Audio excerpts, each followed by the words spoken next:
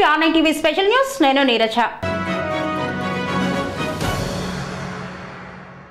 తెలంగాణ రాష్ట్ర వ్యాప్తంగా family digital card కోసం చేపట్టిన పైలట్ ప్రాజెక్టు సర్వే కొనసాగుతోంది. ప్రతి నియోజకవర్గంలో అధికారులు ప్రజలతో మాట్లాడి వివరాలను సేకరిస్తున్నారు. అసలు ఈ కార్డు ద్వారా ఏ సేవలు అందుతాయి, ఏం వివరాలను అధికారులు అడుగుతున్నారు, దీంతో ప్రజలకు లాభమా నష్టమా?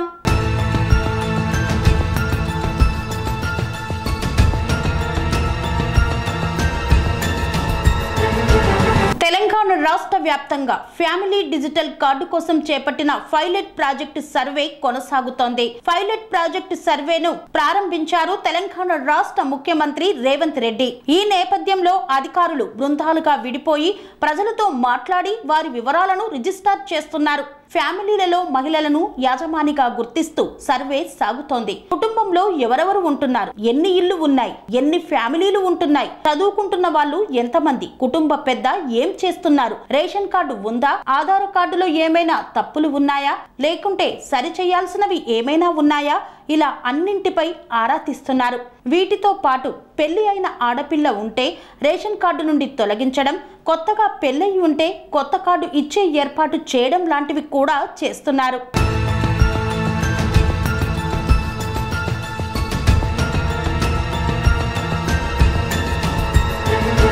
ప్రతి విషయాన్ని క్షుణ్ణంగా అడిగి తెలుసుకుంటున్నారు.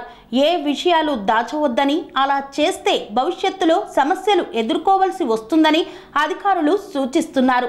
సర్వేలో ఎలాంటి పొరపాట్లకు తావు లేకుండా ఉండేందుకు చర్యలు తీసుకుంటున్నారు. ప్రభుత్వం రూపొందించిన అప్లికేషన్లో ఉన్న ఫార్మాట్ ప్రకారం దరఖాస్తు నింపుతున్నారు. ఫ్యామిలీ మెంబర్స్ ఫోటోలు తీస్తున్నారు.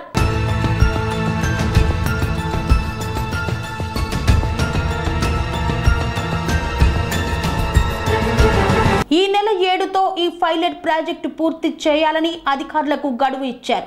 అందుకే బృందాలుగా విడిపోయి ఉన్నత అధికారుల పర్యవేక్షణలో సర్వే చేస్తున్నారు.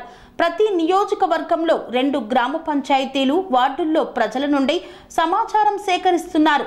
దాని ఆధారంగా డిజిటల్ కార్డు జారీ చేయనున్నారు.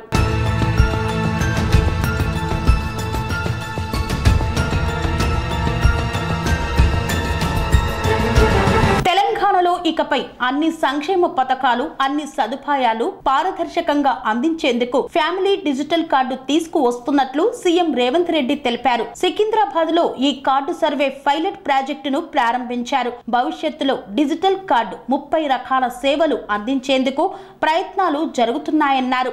ఈ పైలట్ ప్రాజెక్టు 119 నియోజకవర్గాల్లోని ప్రతి 2 గ్రామ పంచాయతీల్లో ప్రారంభమవుతుందన్నారు Revanth Reddy.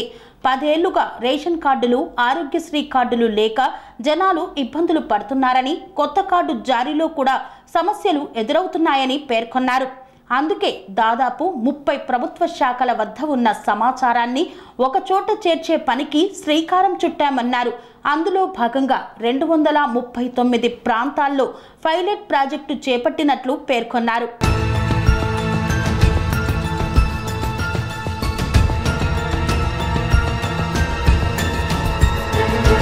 Family digital card అమల్లోకి వస్తే మాత్రం అదే రేషన్ కార్డు, అదే ఆరోగ్యశ్రీ కార్డు, అదే ఉచిత బస్ పాస్, అదే రైతు బీమా కార్డు, అదే విద్యార్థులకు ఫీజు రియంబర్మెంట్ కార్డు అవుతుందన్నారు రేవంత్. ఒక్క క్లిక్ తో ఒక ఫ్యామిలీ సమస్త సమాచారం అధికారుల వద్ద ఉంటుందని తెలిపారు. ఏ శాఖ ఏ అవసరం కోసమైనా ఈ సమాచారాన్ని వాడుకునే వెసులుబాటు కలుగుతుందన్నారు. శ్రీ అవధూతాశ్రమము, బోధానంద సత్యారామూర్తి ఆర్యుల గోసేవాశ్రమము మరియు వృద్ధాశ్రమము పడాల. ఆశ్రమములో గోసేవ, గోవుల దానము స్వీకరించుట, మీ నవగ్రహ దోషములు పోవుటకు గోపూజ చేయబడును.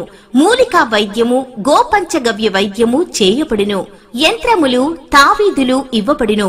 శాంతి హోమములు చేయబడును.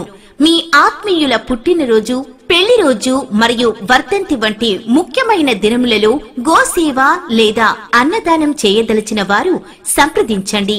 మా వృద్ధాశ్రమంలో ఖాళీలు కలవు. చేరదలిచిన వారు సంప్రదించండి. శ్రీ శ్రీ శ్రీ స్వామి బోధానందగిరి శ్రీ అవధూతాశ్రమము, అయ్యప్ప స్వామి గుడి దగ్గర, పడాల, తాడేపల్లిగూడెం 2. Cell numbers 7981356374, 9618034 138.